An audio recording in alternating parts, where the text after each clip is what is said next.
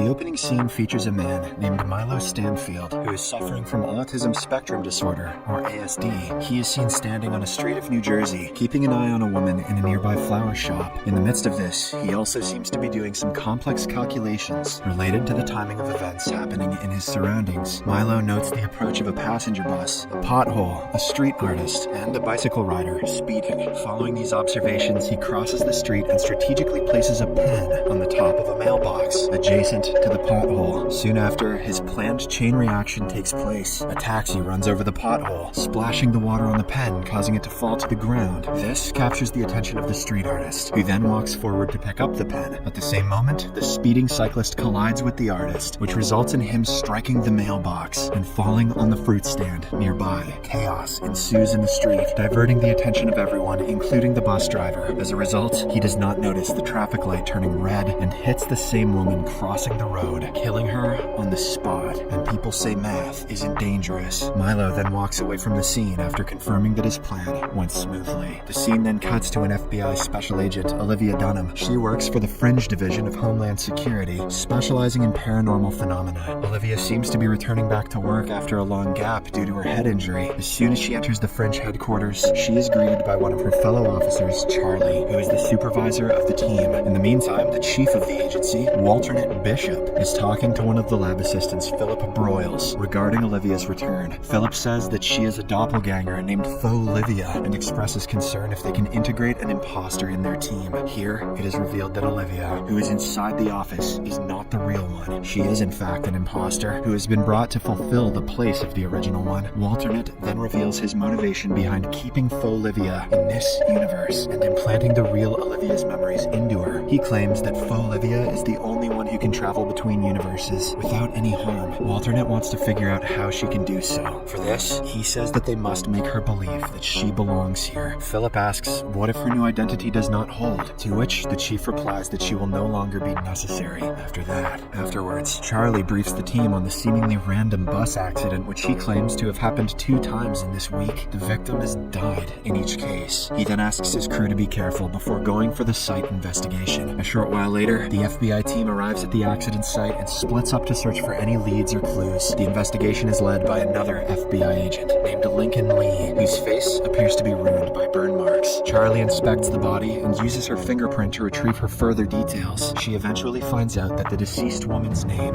is Julian Foster. Meanwhile, Olivia questions the bus driver, who is shaken by the incident, as he has never even hit any birds or animals until now. Simultaneously, Agent Lee tests for any signs of environmental factors, but finds nothing. However, he does find the same ballpoint pen at the scene. After inquiring with the eyewitnesses, Olivia approaches Agent Lee and tells him that the local artist had bent down to pick up the pen, during which he collided with the bicycle rider and fell into the fruit stand. Upon hearing this, Agent Lee speculates that the pen is the main element that created a sequence of reactions, ultimately leading to the victim's death. The next day at Fringe headquarters, Agent Lee and Charlie are trying to find out a connection between the bus accidents that happened in the 2 days. Agent Lee spots the same ballpoint pen in the photo of the first accident, which makes him even more convinced that someone has orchestrated the chain of events. Following this, they go to talk to a mathematician of the Fringe agency, Astrid, and tell her about the events. However, she claims that no human can carry out such a chain of events and mold it in his or her favor twice. Amidst their argument, another similar bus accident takes place, leaving Astrid in shock. 2 + 2 equals you get hit by a bus. The FBI agents immediately rush to the site and find that the victims are still alive this time. Upon questioning the bystanders, they learn that a dog suddenly crossed the road, causing the bus to lose control. Just then, Olivia notices a similar ballpoint pen rolling down in the ground, which makes her realize that the chain of events is not over yet. She looks around and spots a suspicious Milo looking down from an overhead bridge. Moments later, a man wearing earbuds walks forward to cross the street, only to be hit by an oncoming ambulance. I guess the paramedic needed to hit his quota. With her suspicions confirmed, Olivia alerts her team and races towards Milo. Seeing this, the latter instantly calculates another series of events and throws a bicycle off the bridge. This prompts a bus to change its path and drive right under the overhead bridge. Olivia holds him at gunpoint, threatening him to surrender, but Milo jumps off the bridge, lands on the bus's roof,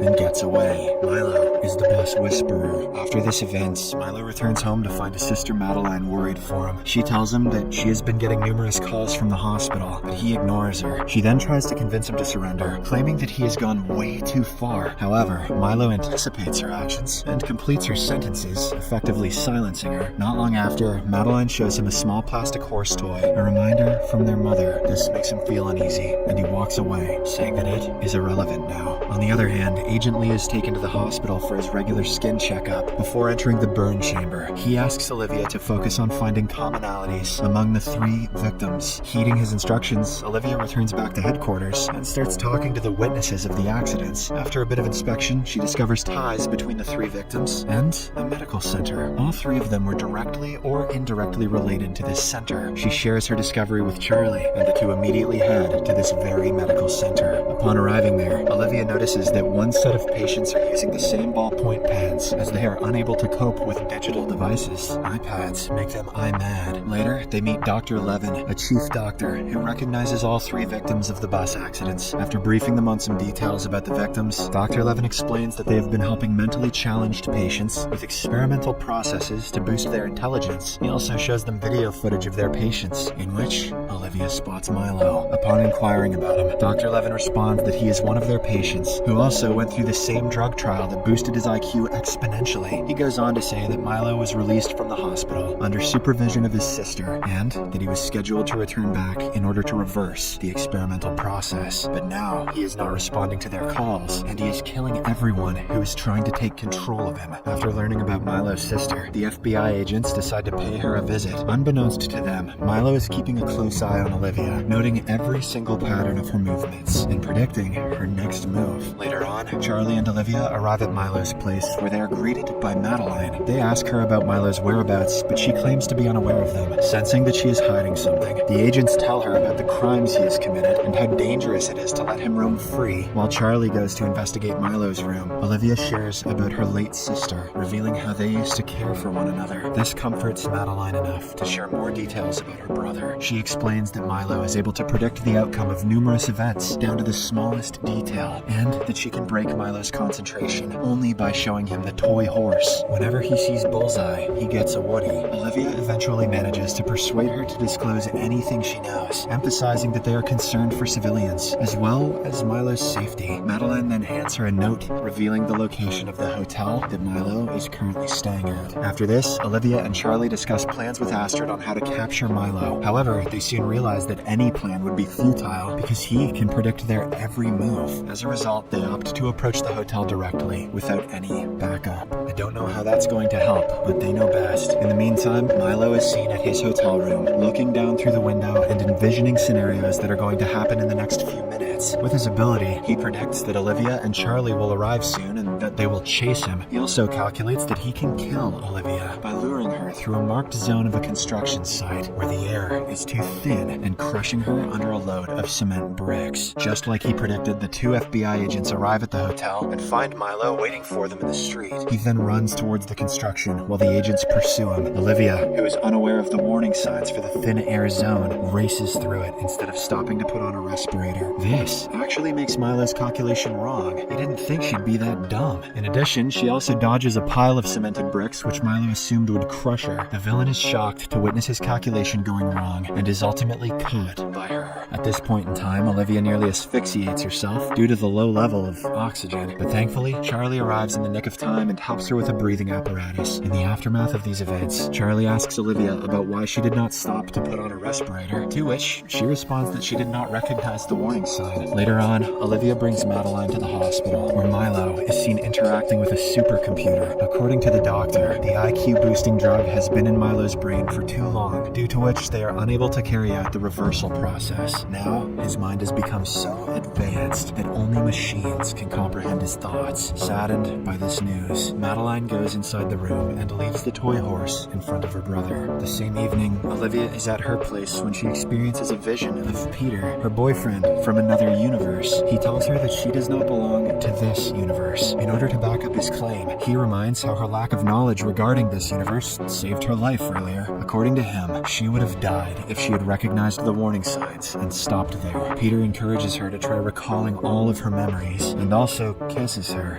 before vanishing. Subscribe for more videos like this, turn on notifications, and leave a like to help the channel out. Thank you for watching.